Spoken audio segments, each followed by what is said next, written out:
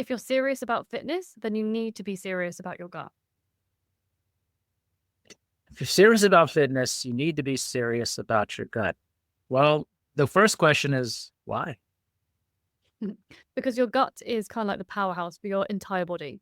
And if that's not working properly, the rest of your body isn't going to be working to optimal, how you want it. And people who are big into fitness put their body under a lot of strain and test their body and, require a lot of work from their body and their muscles and energy systems. So if you're neglecting your gut health, then, you're not going to be working optimally. The gut kind of regulates everything that happens in the body, all of your hormones, all of your recovery, your digestion, obviously, everything. So you need to be serious about your gut and thinking about that consistently. So let's start really breaking this down, breaking it down, gut, right? Moving into it. So why do you think this is a topic that really hasn't been approached in my business, probably by a lot of people? I think that the gut biome and things have started to be talked about, but maybe where's the disconnect? Why that hasn't been discussed as much? I think because there's a lot of noise, so to speak, in the fitness industry. It's taken up with things like creatine and protein and, different fasting diets and all this kind of stuff that's more, I don't want to say basic, but it's more obvious related to fitness. And something like your gut health is not obviously, everyone knows why you need creatine or why you need protein. It's kind of easy to understand once you've, seen a few reels on Instagram or once you've had it explained to you. It kind of just becomes part of the consciousness in the fitness industry. But the gut is kind of, you can't see it firstly. Like it's something that we all know is there and we all experience how it works and functions, but no one's really talking about how that impacts your fitness because it's not clear. It's not something that you can take something for to then improve your fitness straight away. It's something that's more silent. It's kind of like under the surface a little bit more. So I think it's a combination of a lot of noise in different areas and just something that hasn't really been spoken about. So let's talk about, maybe before we really jump into more of the nitty gritty of it, what are 2 or 3 big takeaways you think people are going to get from listening to this podcast about gut health and fitness? One is that you're going to understand there's a bidirectional relationship between exercise and gut health. So it goes both ways. 2 is that you're going to understand why you need to prioritize your gut health and look after it if you want, to take your fitness seriously. And 3 is how intense exercise can actually damage your gut and how that can then have a knock-on effect on your fitness levels and your progress that you're looking for. So let's jump into that first part, the bidirectional relationship. Let's dive into how this works both ways first with this. Sure. So you need exercise basically to have a healthy gut. So moving and walking and, exercising is normal to the human body, right? As you will obviously know more than me. We need to move to be healthy. If we sit down all the time, we're just stagnant. So exercise, you need to have a healthy gut. So one article that I found looks at the impact on, the intensity of exercise on the gut. So for example, if you're not moving around and you're just sitting stagnant all the time, your digestion is also going to be stagnant. And what that can lead to is things like overgrowth of pathogenic bacteria, not emptying the bowel fully, that kind of stuff. But also if you're a very sedentary person, you're not moving a lot and you're not exercising, when your stress hormone is circulating through your body, it can end up just building up and going nowhere. Whereas when you're exercising, you're getting that cortisol moving in and out of the body. And exercise actually helps you to learn how to regulate your cortisol and expel it. Because we all need cortisol and stress to a certain level, but not to a level that damages us. And if you have too much cortisol when you're not moving it out of the body by exercising, it can actually damage the gut and kill the gut microbiome and end up damaging, the beneficial bacteria that you have. So that's why you need exercise, one of the reasons, but for a healthy gut. But in terms of, it goes the other way, right? In terms of it being bidirectional. So you need a healthy gut as well to be able to exercise. So people that I tend to work with are people with quite damaged gut. So I work with people with irritable bowel syndrome. So that's an obvious, if you're bloated or you've got loose stools, you've got constipation, just the sensation of exercising is going to be really difficult. That's a pretty obvious given. A lot of people who work out don't feel they experience issues with their gut. However, if you're not prioritizing your gut health, you may not be able to, you may have too much inflammatory molecules going around your body, for example. You may have negative bacteria that cause things like lethargy, things like that. So you're not going to get the most out of your fitness regime, but you're also maybe not going to be able to absorb nutrients you need to build muscle or whatever it is that you're trying to achieve with your fitness. A lot to chew on there. A lot to go on. So when we talk about gut health, do we also discuss in relation to people's bowel movements related to their exercise as well? Can you talk a little bit about kind of how that connects to the gut health and our bowel movements as well in this bidirectional process? Mm. So if you're not having regular and healthy bowel movements, say you don't go to the toilet. I mean, I talk to some people in clinic who think that it's normal to go once every 3 days. It's not. So Wow. if you're not going as often as you're eating and you're not having healthy, well-formed stools, there's a sign that something's wrong. So that could be, for example, that you have an overgrowth of a negative bacteria that's overgrowing your gut. You're not able to absorb your nutrients, therefore you're not able to produce energy, and you're not able to, you know, perform to your full potential. But also, if you're have something like constipation, for example, you're going to be more sluggish, you're going to be more tired, you're not going to be able to move and perform to your full, your full potential. And you may be having things like inflammatory molecules, because if you have damage in the gut, the body thinks that maybe there's something wrong, it needs to heal it, releases inflammatory molecules. What can that do? Can obviously, exacerbate injury or mean more slow to repair when you're, shredding your muscles, for example, the gym. You're not repairing at the right rate or the extent that you could. So it really has a big impact on the rest of your body. It was interesting, the bowel movement part. It's Mm. one area I think that a lot of like with clients I work with, when we start discussing bowel movements and a little bit of gut health, it's a murky area for them because in their mind, like you said, when someone thinks going once every 3 days, they're like, well, that's pretty Mm. normal. And I said the same thing. I said, no, it's not actually. This actually be maybe a major issue Mm. for you that is often not discussed related to it. Do you think there's some version of this is weird to discuss type of thing that goes with this? Oh, for sure. I mean, I always have that with people I work with, the stigma around talking about your gut health. And if you have IBS or anything like that, is massive. So I feel like people feel like it's quite a intense question to be asked, or quite a vulnerable thing to, to talk about your bowel movements. Like that's just not in our culture spoken about. So therefore no one talks about it, and then people don't realize that it has an impact, and or what the norm should be or what the norm is. Definitely I would say that has a big impact. And then people don't talk about, for example, we can move on to the next bit in a minute about chronic exercise and how it can lead to gut damage, but things like the runner's runs, when you get the runs, if people who do intense exercise and hit classes and stuff, and people don't talk about it, they don't realize that that can happen when you're intensely exercising and why that is. Yeah, actually, I know we listed that third, but let's jump into that because I think it's a nice segue because this is probably not known to a lot of folks in our industry who haven't been intense exercisers Mm. for a good portion of their exercise experience. Let's cover a little bit of that there. Yeah, sure. So when you're intensely exercising, like obviously we know exercise is good for us. Anything to a high intensity or extreme can, become out of balance and can cause issues. So some people may have heard of the runner's run. So when you're going for a run, you literally you get the runs. Like you need to stop by a book and go to the toilet because you just can't hold it in, get like liquid diarrhea, things like that. And that can be for a couple of reasons. I mean, if you're doing high intensity exercise like that, you've got a lot of adrenaline and cortisol running around your body. Our brains and bodies don't know the difference between now and when we were, thousands of years ago. It still thinks that there's a threat happening. Our bodies still respond the same way, and we have like what's called the dump and run. So our bodies move our bloodstream away from our gut, goes to the brain, the limbs, thinking that we're needing to run away from something. So your gut stops working, and essentially it can think we need to drop any dead weight and just get the runs.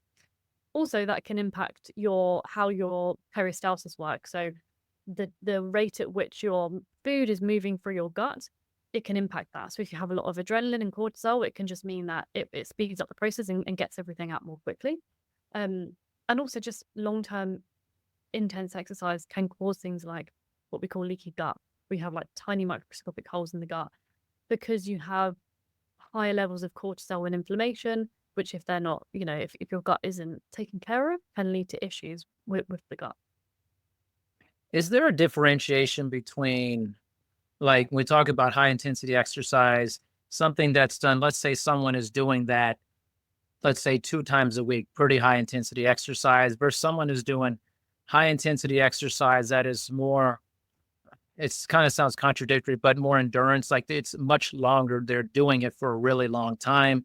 Let's say Mm. extreme sports or competitions where there is an extreme amount of effort over a really long time versus just maybe a hit training that is very short, 20, 30 minutes type of thing. Mm. Yeah, I think it can do. It also depends on the individual person and their biochemistry as well. But if you're doing something for a much longer period of time and you're in that stress and cortisol state for a much longer period of time, you're not allowing your body to kind of come down from that. So that can potentially trigger the issue for sure. And if you're not then recovering from that, you're just putting your body under more strain for longer. So it's potentially going to have more of an impact. Because I've seen this, and especially in like longer endurance based activities that are still have a higher intensity quotient, where athletes will basically go on themselves, or they, like the runners, run. And I always wondered what was going on there for that. Mm. So basically saying that the trigger for that is the actual activity, is what we're saying. Yeah, and if you think about the levels of cortisol and adrenaline and then the inflammation and the impact that's having on the body, moving around your body to keep you going, but that's eventually going to impact other areas like your gut. So you may have, a half an hour hit class, whatever it is, and that be okay, it not be too much. But if it's prolonged, those things that are going, the cortisol and all those kind of inflammatory molecules in your body are going to eventually impact the gut rather than, you've just done it for a shorter period of time and then your body calms down and it's able to kind of recalibrate. You're keeping it in that stress state for a lot longer. So the chances of it having an impact are much higher. So what would you say? I know that you're not in this field, but like if you just had to have a general guideline recommendation about if someone is like, hey, I really enjoy doing more intense based activity, what would be the recommendation to give yourself the best shot to not have something like leaky gut or decrease the opportunity for it? You would need to just pay attention to your gut the rest of the time. So do things like after your run and, balance out your intense exercise with some calming, relaxation afterwards. And I always say to people, if you're not doing active relaxation and helping your body to relax and go into a recovery state, you're not really relaxed. You're in some level of stress. So doing something like that with leaky gut and, intense prolonged exercise, if you're doing that a lot, things like probiotics and things like Saccharomyces boulardii, which can be really good for diarrhea, preventing diarrhea, can be useful. Obviously, you need to check with your medical professional first, but they can be useful for repopulating the gut, making sure it's being supported so that the cortisol essentially isn't killing off microbiome. So when it comes to stress, and intense exercise is a form of stress, your microbiome can change within half an hour. Just from, even if you were just stressed from something from work, you're not even doing exercise at that point. So you can end up killing off beneficial bacteria within the space of half an hour, then you can get the runs. So if it's only half an hour, imagine if you're doing a run for like an hour to an hour and a half, the impact can be much more severe. So things like, gut-friendly probiotics and things like that can be quite useful. Yeah, so I was gonna think, and saying that, I was thinking, what are some things you could do to kind of, maybe this is right or wrong, to front load your gut or microbiome health before you enter into exercise, even whatever version of that is. Mm. Yeah, I mean, again, like you'd have to check with a health professional, all that kind of stuff. But Hmm. Saccharomyces boulardii has been found to be useful in some cases for preventing like the diarrhea. So essentially, that can be used in some cases if you have a bug, for example, that is causing diarrhea. So some people have found that useful to prevent the onset of it happening. The reality is, if you're engaging in long distance intense exercise and you're prone to the runner's runs, something like that, it's something that you're prone to, and you just need to look at helping your gut to regulate itself long term. So helping it day by day, taking, making sure you're not in a high inflammatory state and helping your gut to be calm, not overloading it the night before, all those kind of things can help. Is there a long-term issue with, let's say, high intensity exercise and potential chronic disease for your gut health related to all this? Yeah, so I don't know if there's like any specific articles that I can quote you, Mhm. but sort of my studies and personal experience, if you are doing something that is precipitating or like leading to leaky gut can be the antecedent to autoimmune diseases. Because if you have, say, you're intensely exercising and you're not, and maybe you're not eating very well, or you're also going to bed late, or you're drinking coffee or alcohol, there's a combination of things going on where you're not looking after your gut, and you end up getting leaky gut.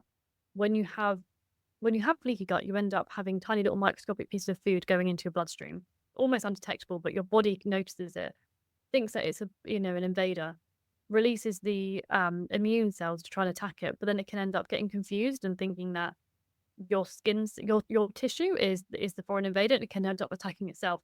Then it can kind of trigger things like autoimmune diseases. So I don't know if there's any like specific articles on this, but I have, heard from this when I was studying and people I've known as well. So potentially, but it all comes back to epigenetics. So our genetic ability to basically be affected by our environment. So if you're a super stressed person, you go to bed late, your cortisol was always through the roof, you do long distance running and you love it and you feel like it helps you get the cortisol out, but you're always stressed. You're not eating well. You're never giving your gut a day off or like time off from digesting. It's always under full capacity, even right before you go to bed, you have a big meal. All of those things are going to lead up to, potentially turning on that gene. Maybe that's, oh, here we go. There's chronic disease is being triggered. So it kind of isn't just, I don't want to demonize like intense fitness because some people love it and it's not always bad. It's more looking at the rest of your life alongside the intense fitness and how you look after yourself alongside that. I think that's really well said. I think it's nuanced. It doesn't say, "Hey, this is bad or good." It's just, "Hey, there are a lot of factors." I think I picked up on something that I thought was interesting. And I've talked about this before, like kind of like gut exhaustion, that your gut is always digesting. But you Yeah. mentioned it in a way not just about the process of metabolism of food, but of stress is also another, I would say, ignition point Mm. for gut volatility. Can you talk a little bit more of that? Because I think most of people, they think about it just from the process of eating, metabolism, and the stress. And that's why there's a lot of intermittent fasting, things of that nature. Can you talk about that? So do you mean, can I talk about like the The impact of stress stress? part of it. Yeah, the Yeah. stress part of it. Yeah, sure. So when you are stressed to any level, and again, I would challenge people to think on a scale of 0 to 10, 0 being you're fully tranquil, maybe you've taken some CBD or you're like in a meadow somewhere and you're fully relaxed and you feel that, really calm feeling. 10 is intense stress. You're going to have a panic attack. Where do you tend to sit day to day? Because I guarantee most people will never reach 0 because we don't do enough active relaxation. So we're always in some level of stress. Stress isn't bad. We need some level of stress to motivate us. Essentially, cortisol motivates us to get out of bed in the morning and, go to work or whatever. But when you're in that chronically, the cortisol moving around your body, it triggers the inflammation in your body and can effectively kill off certain bacteria in your gut that are needed to help your gut. So you'll have, thousands and hundreds of thousands of different bacteria in your gut that do different jobs. So one of them will help to keep your gut lining strong and healthy and protect it from any bugs or any like parasites or anything like that.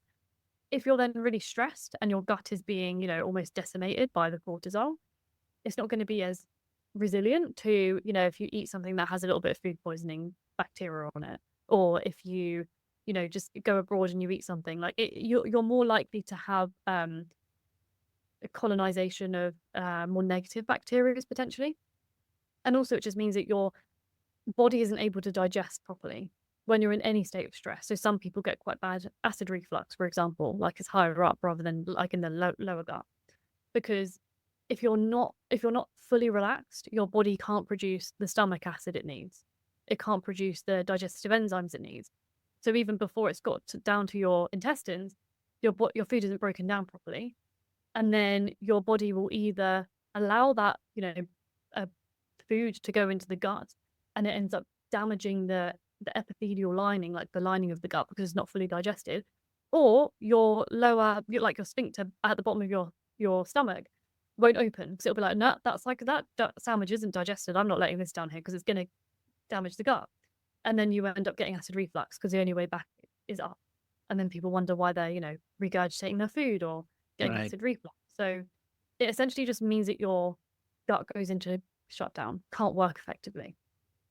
Yeah. I loved how you explained that. It actually made me think about when I was in college, was learning about the pyloric sphincter and all these different Oh, things. yeah. And but it's funny. I think that section of it is not given a lot of life to Mhm. reality, of like what is actually happening in reality. And we're giving that life, I think, a lot now with this Yeah. discussion. I want to know if there's any correlation or any type of connection between gut health and immunity for Mhm. people with sickness, common cold, things of that nature. What do we know a little bit about that? 100%. I mean, I think it's about 80% of your immune system is found to live in your gut. So, like, your immune cells live and are housed in your gut. So, if you imagine, a lot of people who work out a lot will either find they never really get sick or they get sick a lot. And sometimes that's because how's your gut doing? Because if you're doing exercise and your gut is healthy and it's okay, your immune system is able to work well and the exercise is helping it to be strong. If your gut is not good and your cortisol levels are not good and your adrenals are not good and your immune system isn't working properly, you're going to get sick a lot of the time if you're not nourishing yourself well. But essentially, imagine a house. You and your family want to live in a house somewhere and you want to be happy and healthy and all well. Now imagine you move into that house and it's full of rot and it's full of damp and it's full of mold. And just imagine, for example, you are the immune cell. If you're living in a house full of rot, which is akin to your gut being, having a lot of dysbiosis, being very unhealthy, you're going to then become sick and then you're not going to be able to do what you need to do properly. So you become kind of maladaptive. So if you don't have a healthy gut, that's, housing your immune cells in a healthy, happy environment, your immune cells aren't going to be able to work properly.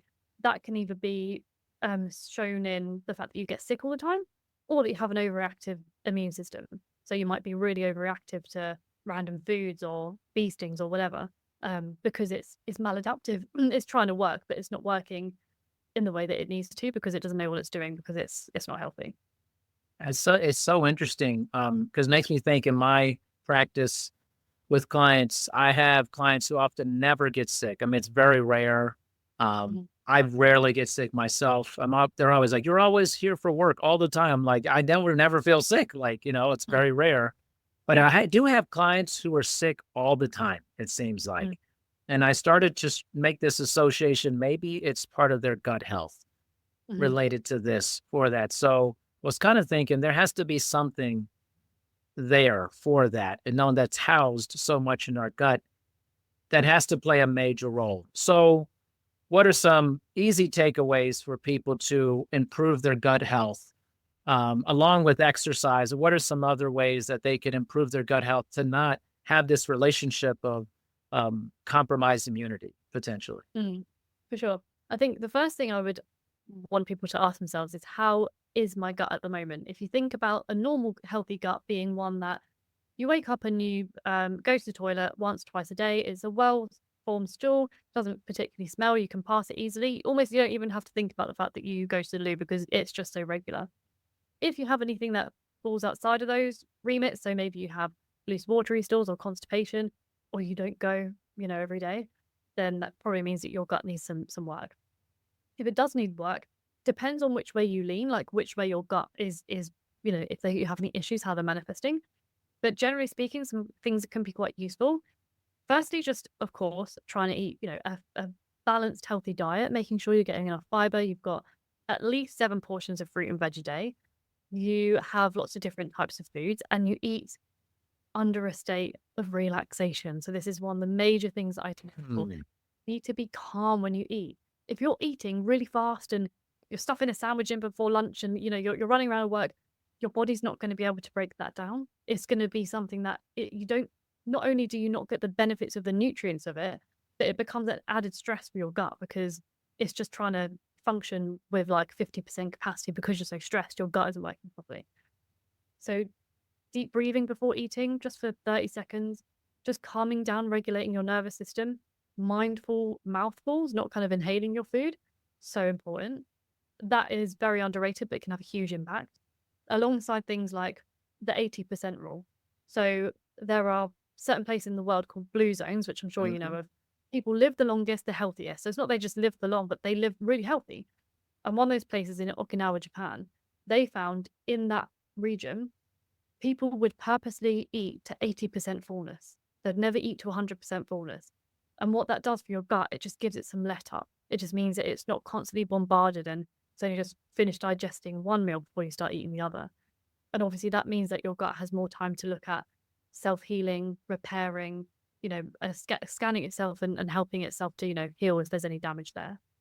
And also if people are into fasting, I would say that can be a big, for some people that's difficult to do during the day and people need to eat more consistently. So something I recommend to my clients is just do it at nighttime. So have your last meal at 7 p.m.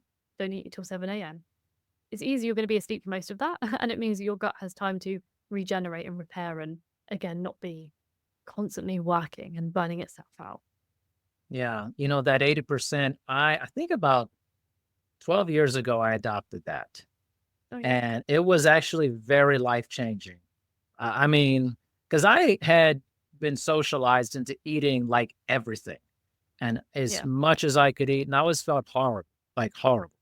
And when I started eating to 80%, it also changed how I viewed my hunger as well. Mm, mm, Like that was the other thing I thought, and I pass this on to my clients is I started to understand when you're actually hungry, when you're not hungry. That's yeah. actually a difficult thing for a lot of people to diagnose in themselves if they're actually hungry or not. Um, Definitely. the relaxed eating, that's different. I have not heard that before, being relaxed before you eat. That's Mm. I was like, I don't do that. I definitely have to get better about that. I feel like in modern society and culture as well, we're so we live in a very individualistic society as well. So a lot of Yes. us eat when we're on our own, even if we're at work with other people, we tend to eat alone. We used to naturally slow down to eat because we would be with, a tribe or a village Yeah. or whoever we lived with. A lot of people now live alone, but we used to have meals as a social occasion, or we'd do prayer before eating, or give thanks for the food before eating. So you would naturally slow down and relax anyway. Now we don't. A lot of people don't do that. Some people still do, but not so much.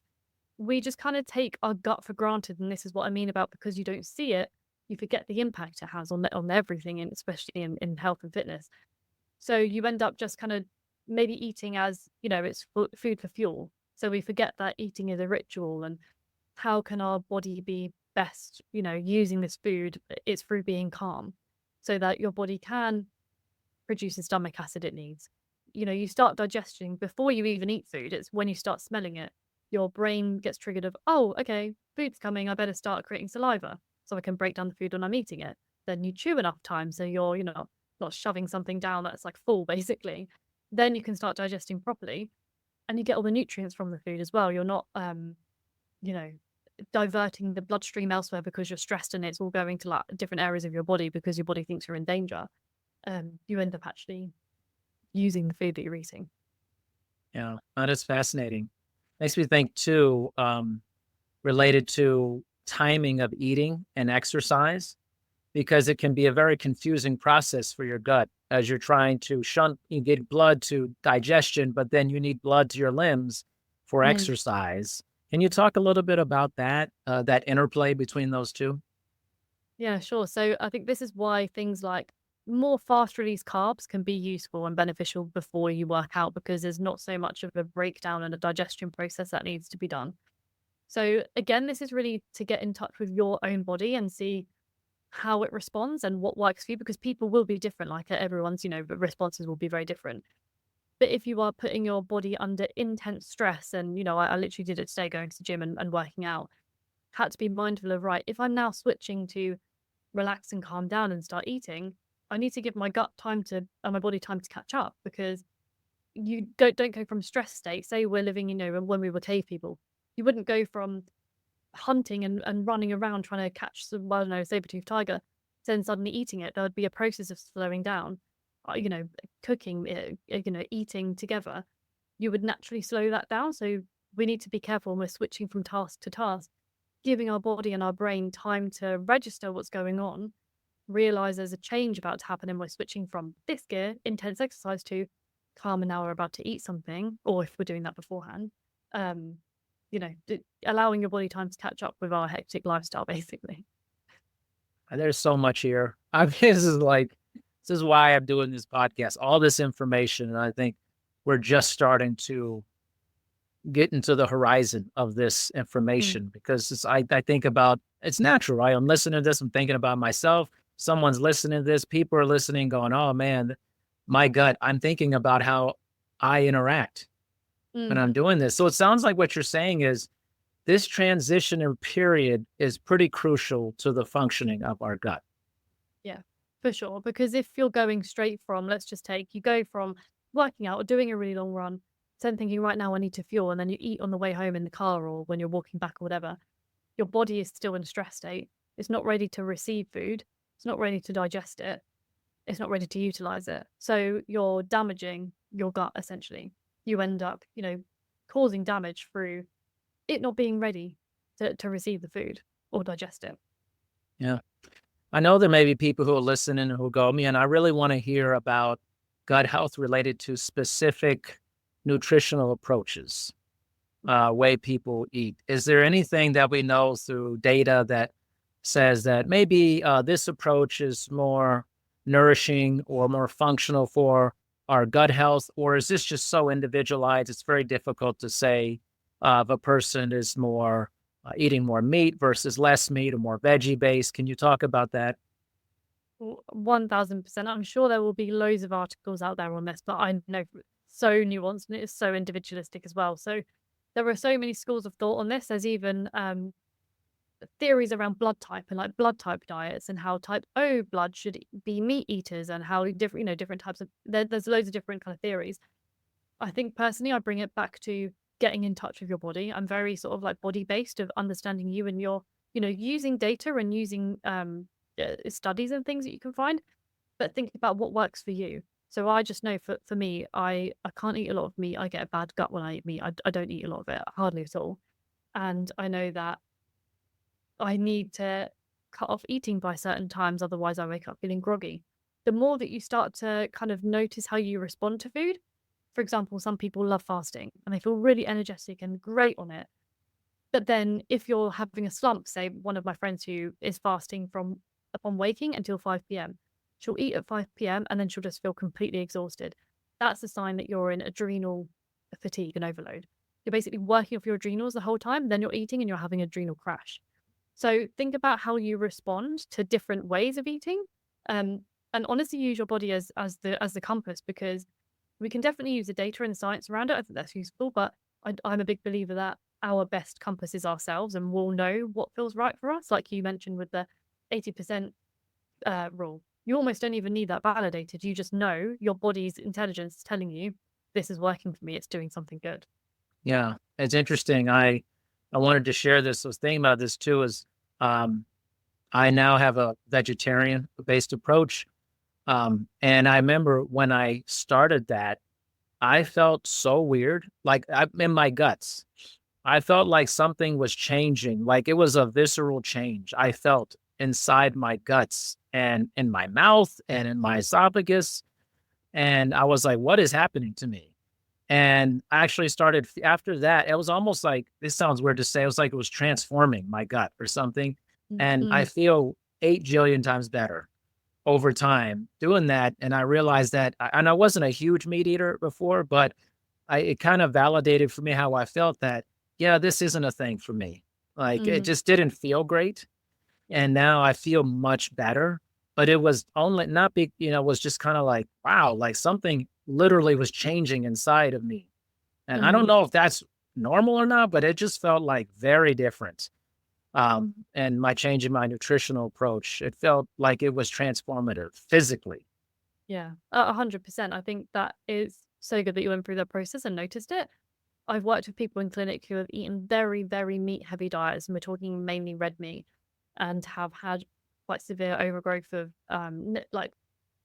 like pathogenic or negative bacteria that can lead to things like diarrhea or something. Because you need an abundance of different foods. But if you're eating a lot of meat, you're kind of overfeeding that. And I mean, the World Health Organization now listing, all processed meat is carcinogens, red meat is suspected Right. carcinogen. So we know that it's not healthy, and it's got a specific link to bowel cancer as well. So if it's specifically our guts that it impacts, but it's become very normalized. So you probably would have experienced eating more vegetables or plant-based foods were feeding, with the fiber and everything, feeding the different bacterial gut that maybe had been underfed. And don't forget that your bacteria and your microbiome is all over your body. So it's in your mouth as well. It's in your esophagus. It's in your Mm. lower gut. So you would notice the changes different places. Um, so yeah, it would have a huge impact. And I just think become very normalized of eating meat, and it's every day. It's not really the norm, I don't think. I just like, that's crazy you said that, because I remember telling my wife, I was like, my mouth feels so weird Mm, after a while, like just switching over time. And I was like, it's like something's changing in my mouth. And it was the weirdest feeling, like a restructuring. It's yeah. like the furniture was being moved around Yeah. everywhere. And I was like, what's happening to me? Like I was Mm, kind of worried actually. And then that kind of reorganization felt, just feeling it, like it stopped and it mm. normalized. And I was like, what was that? Like, it sounds like Oh, what you're saying. Like yeah. that it was literally changing. Like, Yeah, for sure. Like all the different, microbes and stuff in your mouth are probably feeding off of the meat, and then it was feeding off of the vegetables and plant-based stuff. So yeah, don't underestimate the impact it has on all of us. And I know there's a lot of for people listening who eat a very meat heavy diet, there's a lot of information around how meat can then cause inflammation, and that's not going to help with muscle recovery, things like that. So again, to come back to kind of full circle, I guess, the beginning of the episode where I was saying there's a lot of noise around things like protein, that yeah. people aren't looking at types of protein, the quality of protein, how bioavailable is it? You could eat a huge steak. Is it actually going to be that bioavailable? Are you going to absorb all the different amino acids that you need? Is it better to have more plant-based protein? Yeah, it's definitely a big topic. You talk about the bioavailability of it. That is not discussed Mm-mm. among fitness professionals almost ever. And if we're talking about, let's say, just meat consumption here, I want to look at all angles of this, discuss that, the difference and why it's not equal. Mhm. Well, because I don't eat that much meat, to be honest, I'm basically vegetarian. I hardly eat meat at all. Um, you can look at how much does something have in it? For example, if you look at milk and people think, oh, milk, calcium, dairy, because it's been marketed to be, oh, milk for calcium. It's literally marketing that's made us think that. It could have tons and tons of calcium in it, but it's not very easily absorbed by your gut. So you could eat spinach and it could have less calcium, but you absorb all of it, for example, because it's the way that the food, like the literal molecular makeup of the food is, and how easy it is for your gut to absorb it. If something's super heavy and really difficult to digest and break down, you're not going to absorb all of that nutrients. So, you could eat a huge steak, which looks like it has a lot of protein, but you may not be absorbing the same amount of protein that you think. And again, we come back to, if your gut isn't fully healthy, you have inflammation in the gut, you have damage in the gut, it's not even going to be absorbing, it's going to be absorbing even less, because it's not able to do its job properly and actually absorb that food anyway. Is this also based off of how the food is sourced?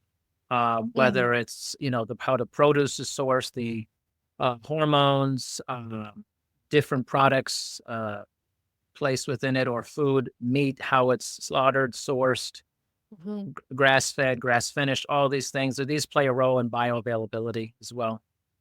Yeah, I mean, it has definitely got an impact on how your gut responds to it, because if you're eating something that's covered in pesticides, and this, to be honest, goes for vegetables as well, but That's if right. you're eating, things like meat that has been pumped full of antibiotics, has been pumped full of, in the UK now, our cows are being injected with something to stop them from producing gas. Is now becoming really toxic. Like, cows need to fart, but they're like, oh, Yeah. climate crisis, gotta do this. But that just is very toxic to the cow. You're then eating that. So say you're eating like a piece of steak, which is very heavy and difficult to digest. It's full of antibiotics. Maybe it's full of this whatever chemical it is that they're pumping full these cows. And then it's got all of this cortisol from, before a cow is slaughtered, it's going to have loads of cortisol because it's stressed, because it literally knows it's about to die. You're then eating all of this. Your gut isn't going to want to absorb all of that. Like, Yeah. there's a lot of crap going on in there, so to speak. It doesn't want to, have all of that being absorbed. And ingesting things like pesticides can, kill off the gut microbiome. It can damage the gut microbiome too. So yeah, it can definitely have a big impact, the quality of food that you're eating. Yeah, that makes a lot of sense. And like I said, it was important to mention, that it goes both ways for meat and vegetables and things of Yeah. that nature where you're sourcing that.